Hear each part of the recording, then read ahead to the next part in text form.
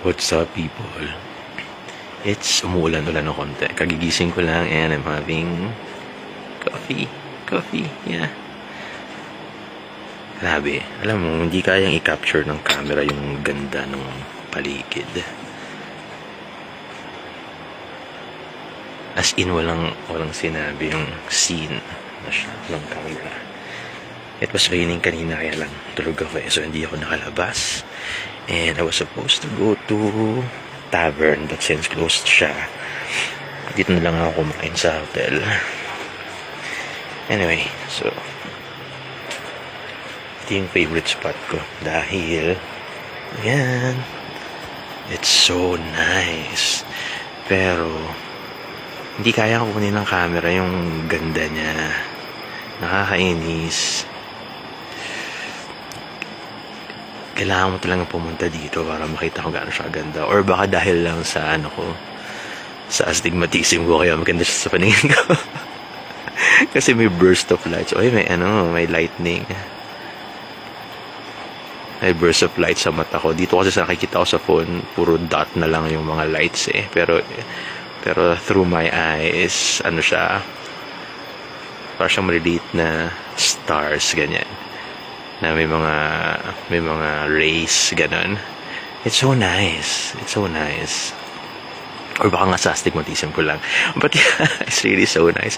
And ang lapit-lapit tignan ng mga ilaw. You know, this place, it's called the Sunset View Ridge. However, wala akong nakitang sunset kasi dito, dyan sa spot na yan, nagre-rise yung sun. So, I think dapat sunrise sila. So, kung dyan nagre-rise yung sun, technically, sa kabilang side yung sunset. So, kaninang umaga, mga 5:30 ganyan, 6:30 daw yung sunset kanina. So, mga 5:30, nag-iisip ko, lalabas ba ako para tignan? Iantok na ako. Logically, I know naman na hindi dito yung sunset kundi nasa harapan probably. Although maganda rin naman yung itsura sa harapan. Although wala siyang ganitong view. So, hindi na rin ako nakalabas. Natulog na lang ako. And kagigising ko lang now. So, whole day lang dito sa Sunset Ridge buong araw. Tomorrow na ako lalabas. Tomorrow ko na bibili yung mga pasalubong nyo. Well, di naman pasalubong yun dahil magbabayad kayo. So, pasabay, pabili. Send your money na. I'll send my GCash number later to send me your pambili. And then, I'll buy it. And by Saturday morning, nasa Rizal na naman ako. Wala na ulit ganito. Wala nang fog. Wala nang ganitong view. Mag-work na naman tayo ulit. So, kailangan natin makaisip ng paraan kung paano. Dito na tayo mag-work soon. So, Saitel, magkano ba ang offer nyo? Charot. Anyway, good night everyone. Kung tutulog pa lang kayo. Pero kagigising ko lang eh. So, dito muna ako. Coffee and muni-muni. And nakakatawa kasi hanggang 8 lang yung resto nila. So, either magpag-grab ako or lumabas. Pero di pa muna ako gutom. So, anyway, bye-bye. Look, nawala na yung mga lights dahil sa fog. So, nakikita ko yung fog kanina na unti-unti siyang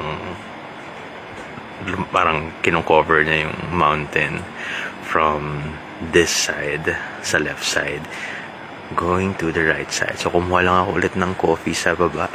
And pagbalik ko, hindi mo na makita yung mga lights dahil sa fog. Grabe, this is such a mysterious place. Mysterious agad dahil baguhan, first timer sa Baguio. Well, yeah. And it's so nice. Wala na yung mga lights. Grabe, ganun kakapal yung fog na hindi mo na siya makita. Ayan na lang nakikita ko sa baba. Yung mga nearest. Pero yung mga nandun sa hindi mo na siya makita. Wala na. Puro fog na. And it's so nice. So, this is where I am right now.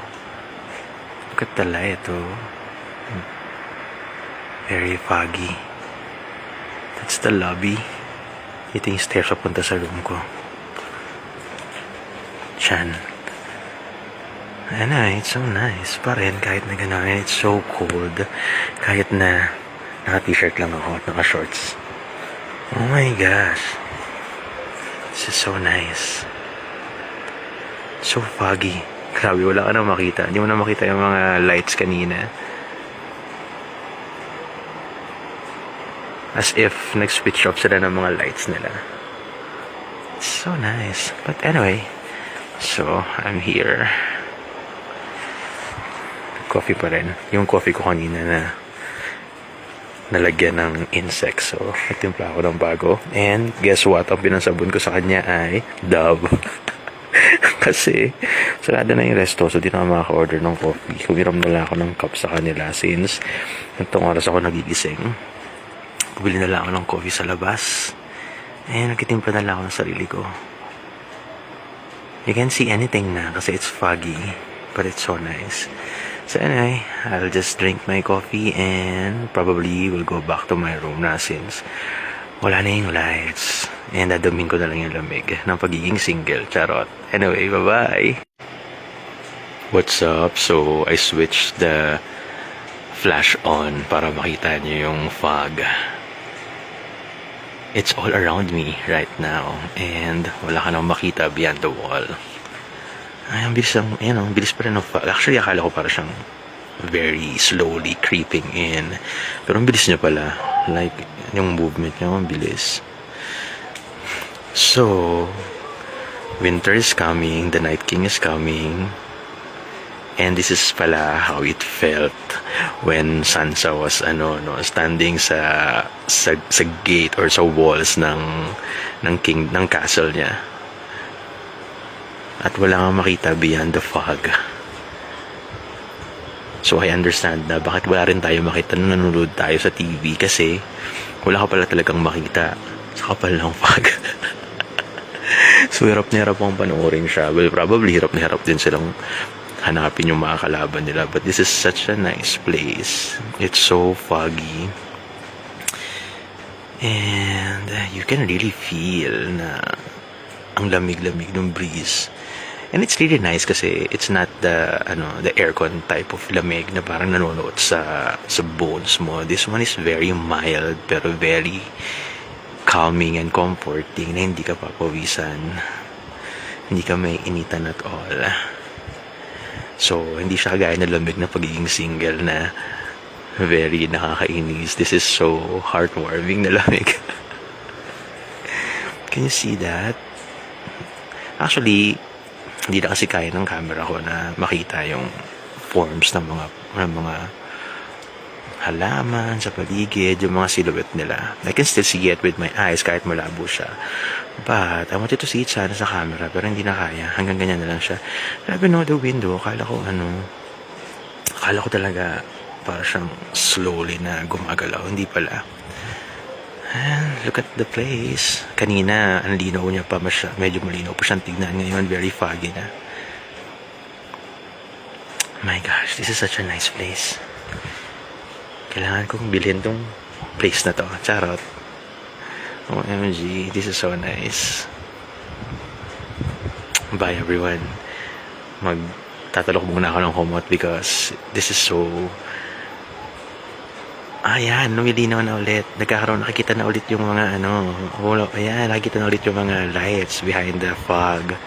Oh, this is so nice. Ang galing. O, diba? Kanina hindi mo na siya makita eh. Ngayon, nandun na siya. Palayo na. This is so cool. Hindi ko na-expect na lilitaw pa siya ulit ngayon. But there it is. Kita na ulit yung mga lights. Ayan, nakita na ulit dito. So slowly, nakikita na ulit yung lights. Grabe. Wala na. Napatay na ni Arya yung Night King. Wala na yung fog. So I think, really na ulit pa later. Grabe no, that's the beauty of Baguio. Ang saya. Parang feeling ko, babalik ulit ako next week TL. Kailangan ko ulit mag-leave. Meron pa akong 6 days. Kaya avail ko na ulit. Sa teammates ko, kayo na muna bahala sa mga chats. And guys, I'm so sorry kung di ako reply sa mga chats and comments kasi although I'm a chat support representative, hindi talaga ako mahilig mag-online. Usually, photos lang talaga. Pag nag-online ako, pinupost ko lang yung mga photos, ganyan. So, therefore, na-overwhelm ako sa maraming messages. Actually, kahit konti na na-overwhelm na ako. So, hindi ko siya masyadong binabasa unless it's very important. But I appreciate all the greetings, all the comments, all the messages. Thank you so much.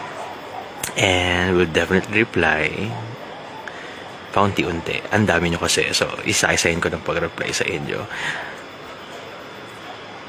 Right now, ano muna ako? Right now, medyo hiatus muna ako sa pag-reply. Okay?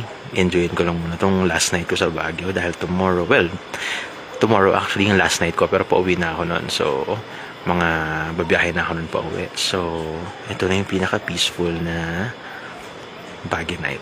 Well, aside from kahapon din. So, well, all my nights here are peaceful naman. So, it's such a nice place.